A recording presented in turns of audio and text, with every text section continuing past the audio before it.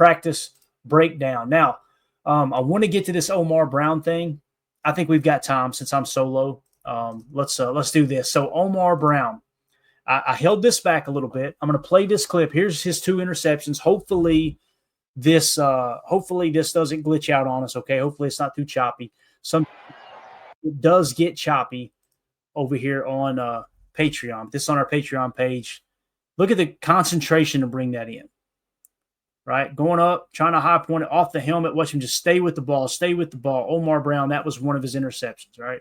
I think we got the second one right here, I believe. And this one, he's playing a little hole, right? See him kind of spin down in the middle, snatch it. Beautiful. Now, listen, that was a horrible decision. Don't get me wrong. I don't even know who threw that. Was that Love or was that Malik? That was Malik. That's a bad decision right there, laid over the middle, right? And you see there's 3 defenders there. But nonetheless, man, what you're finding here with our boy Omar Brown is he is always around the football, right? Look at this. Again, great job, great coordination, staying with the play there, picking the pass off. And on that play there particularly, if we can kind of get a look at it, he's playing deep left here. And without the all-22, it's hard to see exactly what he's playing. It kind of does look like it might be man coverage. Let's see. Let's see if we can pick up on that. No, it's zone. So what he's playing is probably a cover 2 or a cover 6. So that's basically free safety, right?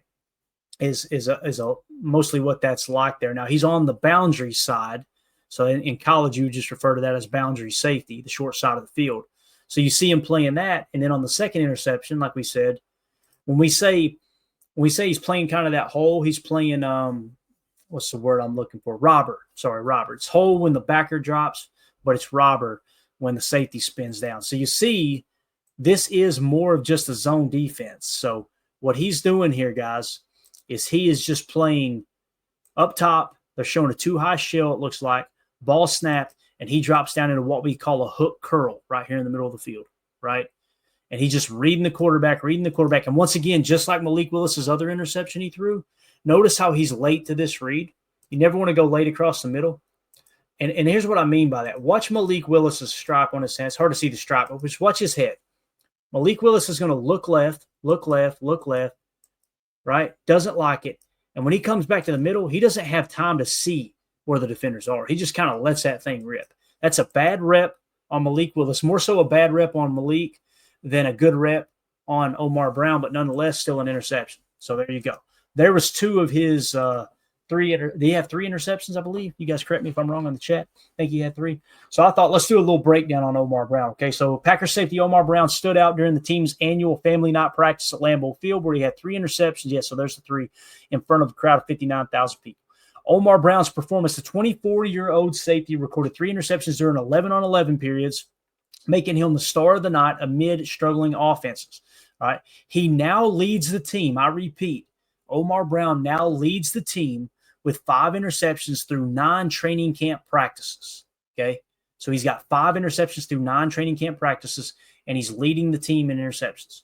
If you guys correct me if I'm wrong, I believe last year that was Evan Williams. Just saying. I think Evan Williams was that guy we were talking about. Man, he just keeps intercepting the ball in training camp, if I remember right. So let's see. Brown described his approach as treating it like a regular practice, running to the ball on every play and letting opportunities come to him. Now let's talk about what he did in college here. Okay, honors and awards for whatever reason they're not in order, but we're going to talk about it. He was an honorable mention in all Big Ten 2023 coaches media. Okay. First team FCS All-American in 2019. That was by Phil Steele. And that was when he was at Northern Iowa, I believe. Third team FCS All-American in 2019 at Northern Iowa. That was from the AP. FCS Defensive Freshman of the Year in 2019 at Northern Iowa. FCS All-America Sophomore Team in 2021 at Northern Iowa. First team All-Missouri Valley Football Conference 2019 at Northern Iowa. Honorable mention All MVFC 2020-2021 at Northern Iowa. He was MVFC All Newcomer Team in 2019 at Northern Iowa. National FCS Defensive Player of the Year in 2019. All right. MVFC Defensive Player of the Week in 2019. I think that was against Illinois State. MVFC Freshman of the Week in 2019 versus Illinois State. And then when he went to Nebraska, transferred to Nebraska, and obviously you kind of you move up the ranks there and play in better competition. He was Nebraska Scholar Athlete Honor Roll in spring of 2022. So someone who took his studies, his studies seriously. And typically, I don't know how you guys feel about that. It's not a deal breaker for me if someone has, bad academics. But when they have good academics, it does perk my ears up a little bit. Like, all right, this dude's got a little something on the ball here, right? So, all right, let's see what Soder says. He did go to Nebraska, so that's a big strike against him. All right, now keep the Cornhusker bashing down in here. Background on Omar Brown. Undrafted out of Nebraska last year, Brown signed with the Denver Broncos and played against the Packers in preseason. After being cut by Denver at the end of camp, he joined the Packers practice squad for the entire 2024 season. He has limited NFL experience with only 24 regular season snaps, 8 on defense, 16 on special teams. At the end of last year, the Packers had pre-draft interest hosting him for a top 30 visit. His PFF grade last year, again, a minute amount of snaps, right?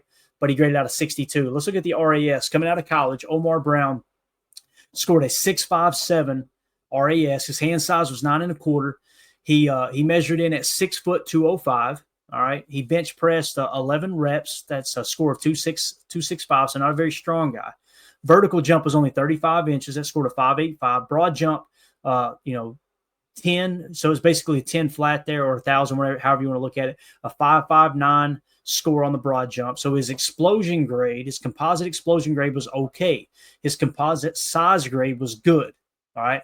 His speed grade, good. He had a 4.53 40, scoring a 7.61. So again, he ran a 4.53 40-yard dash. His 20-yard split was absolute cheeks at a 2.69, scoring a 4.10. But look at his 10-yard split, 1.53, scoring a 9.27. Remember we talked about he played a little hook curl in that zone defense. When someone has a great 10-yard split but not so good 40-yard dash, I want him quick twitch playing underneath.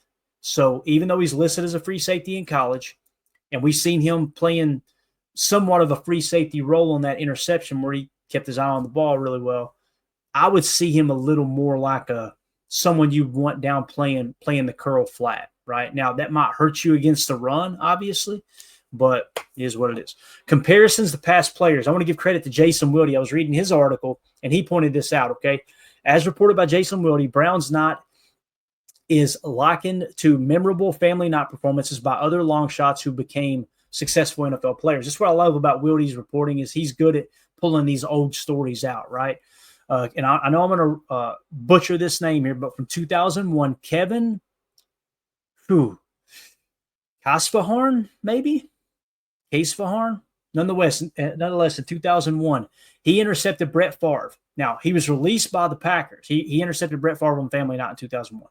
He was released by the Packers. You go, okay, why are we talking about him? Guys, he went on and had a 9-year career with the Bengals and the Saints after the XFL and substitute teaching.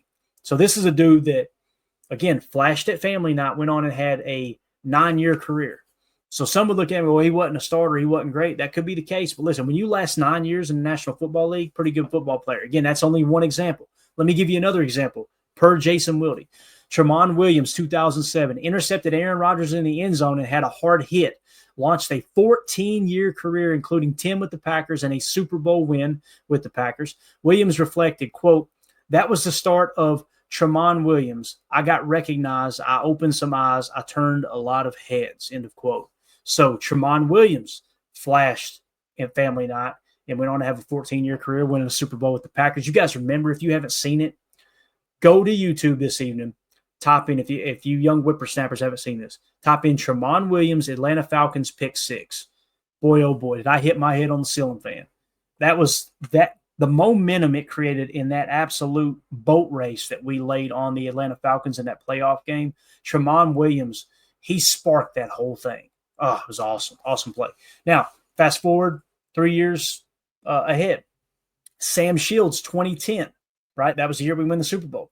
He intercepted Matt Flynn and returned it 98 yards for a touchdown. He became a key cornerback in the Super Bowl run there as well in 2010, 2011. So Sam Shields, Tramon Williams, and then this guy that I don't know, Kevin Kavasiarn, or however you say his name, Kavasiarn. I'm going to get butchered for this, and rightfully so. I don't know how the hell to say his name. Kevin, Kevin boy in 2001. So Tramon Williams, Sam Shields, man. Yeah, awesome. Chris Casualian, that pick 6 by Tramon was insane, man. It was just so smooth. It was so smooth, man. Holmes MD1, LOL, Tramon was the truth. And he was such a good teammate. He was such a good team player. He's the epitome, right? The epitome of a Green Bay Packer. All right, Greg Rice trying to help me out, and I still don't know. Is it Cav? Would you say Cav or Cave? Cav? Cavassi. Cavassier? Okay, so it is Cavassier? I think he's making a joke there. Isn't that a drink? It's too expensive drink for this redneck. But anyway, reactions from coaches and teammates. Matt LaFleur on Omar Brown. He's making plays. LaFleur pointed out that the Packers had been on Brown for a while, starting with a pre-draft visit in spring of 2024. Brown originally signed with Denver as an undrafted free agent and came here at the end of last August. So again, Matt LaFleur, he's making plays, keeping it simple, right? You probably want to try to sneak him on the practice squad, so you ain't going to say too much. All-pro safety Xavier McKinney chanted MVP, MVP at Brown, advised him to stay consistent and focus while trying to make the 53-man roster, and said tonight really separated him for making that statement of making that 53-man roster. So I'm proud of him, and I can't wait to continue to see him grow. You see, I'm proud of him. I can't wait to continue to see him grow. It feels like Xavier McKinney is the safety coach. You know what I mean? That's just awesome. I love how he's just taking ownership of that room for sure. McKinney described Brown as, quote, a pretty level-headed guy and wasn't surprised by his performance. Now, Kelly, God, I'm screwing up the names bad tonight, man. Hallinan?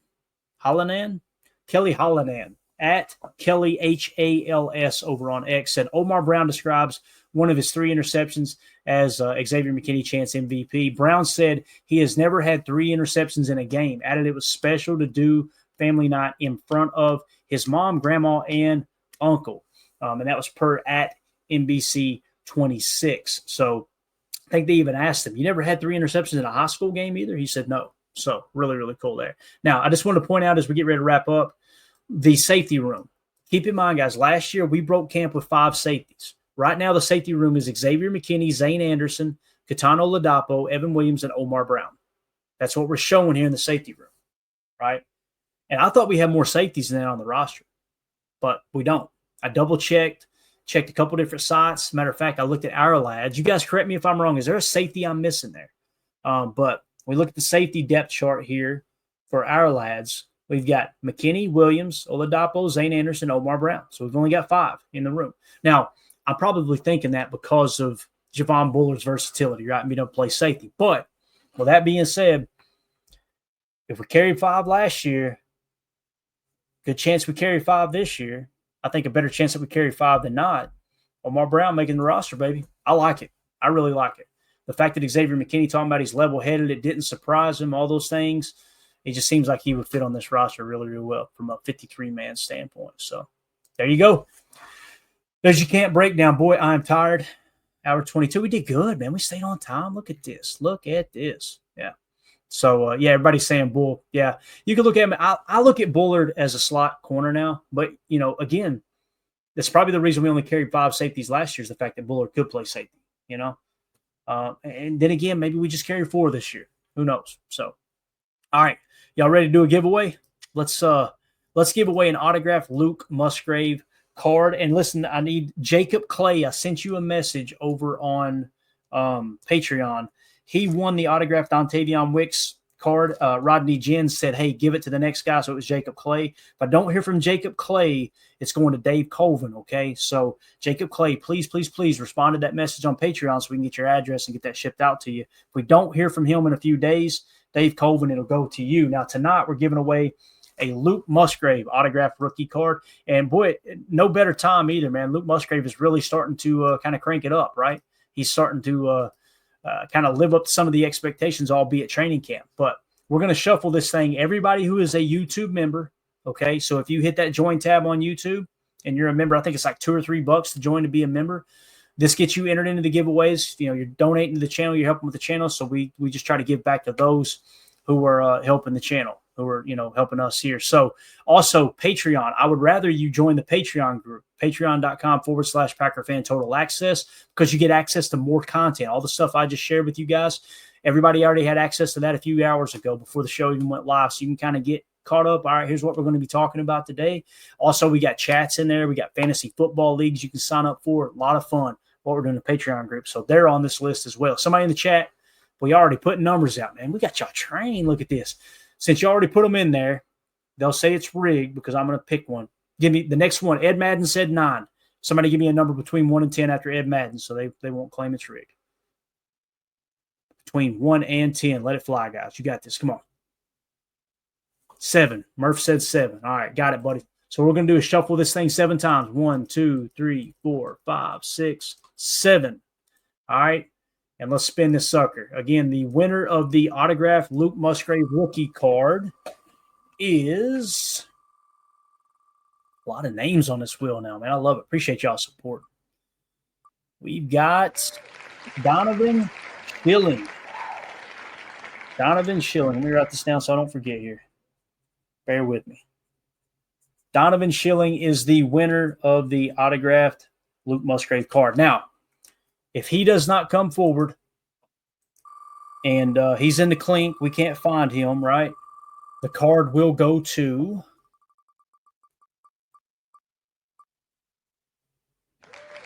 Rich Beck. All right. So Rich Beck. And then if for some reason we can't get a hold of Rich Beck, the third place winner will be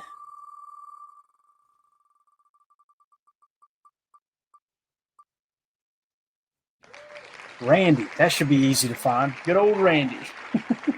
All right. So again, Donovan Schilling, you are the winner of the autograph Musgrave card. So appreciate you guys listening. Whether you've won prizes or not, hopefully you understand and know we appreciate your all support here. And, the fact that people are in the Patreon group and paying for that extra content, the fact that people just hit that join tab and it's a couple bucks. The super chats too. I want to give a shout out to King Tron tonight. $5 super chat, $2 super chat. Chris the Casual Win, $2 super chat. Thank you so much. Listen, that you guys doing that is what keeps this thing going. Got a lot of expensive equipment here. Matter of fact, I got a buddy that's in the music industry. He's like, man, I've been watching your podcast and you guys are professional as hell. I want to come by and look at your setup. So he's going to be dropping by here in a couple of days. Put a lot of money into this. And the fact that you guys are just contributing, man, it means the world to me that it helps kind of absorb a little bit of that cost and keep this thing going, keep the lights on, so to speak. So, I just want to say thank you guys. So we'll be back tomorrow night, 6:30 p.m. Central Time for PTA Live. I'm sure we'll have the guys back in here. Really, really appreciate everybody tonight. This was fun. Sorry if it was long-winded or boring. Yeah, I love having other people in here with me because I can kind of bounce things off of them, get their opinion. I think that stuff's important. But hopefully we got you guys the information that you need. Thank you, Daryl, for the kind words. Everybody in here, thank y'all so much for the kind words. You guys are awesome, man. Clint, Ed, Holmes, Tony, love it, man. Appreciate you guys. So, all right, we'll be back tomorrow night, 6:30 p.m. Central Time. As always, let's go out and be the change we want to see in the world and go Pack. Here we go. We're out. Bye, guys.